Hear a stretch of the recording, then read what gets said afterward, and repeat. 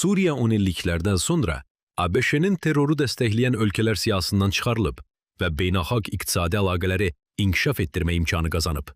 Qərar Konqresin araşdırmasından sonra avqustun 24-də qüvvəyə minib. Prezident Əhməd Əl-Şara bildirib ki, bu addım ölkənin uzun illər davam edən iqtisadi və diplomatik təcridinə son qoyacaq. Bismillahirrahmanirrahim. Bugün Suriye karanlık bir yükten xilas olur. Keçmişinin ağrılı səhifəsini bağlayaraq, inkişaf, bərpa və yenidən qurma yoluna qədəm qoyur. Ey böyük Suriye xalqı, siz yenə buna nail oldunuz. Sanksiyalar ləğv edildi, məhdudiyyətlər aradan qaldırıldı. Allah'tan istəyirəm ki, xalqımıza xidmət etməkdə bizə kömək etsin. ABŞ Suriyanı 1979-cu ildə Hafiz Əsədin hakimiyyəti dövründə terrorizmi dəstəkləyən dövlətlər siyasına daxil edib. Əl-Şara'nın rəhbərlik etdiyi üsyançı qüvvələr 2024-cü ilin dekabrında Bəşər Əsədi hakimiyyətdən uzaqlaşdırıb.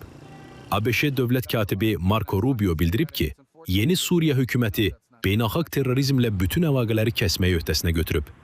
Vaşinqton bu öhdəliyi nəzərə alaraq Suriyanı siyahıdan çıxarıb. Qərardan əvvəl tərəflər uzun danışıqlar aparıb. Məlumata görə Dəməşq Rusiyadan aldığı neftin həcmini kəskin azaltmağa razılaşıb.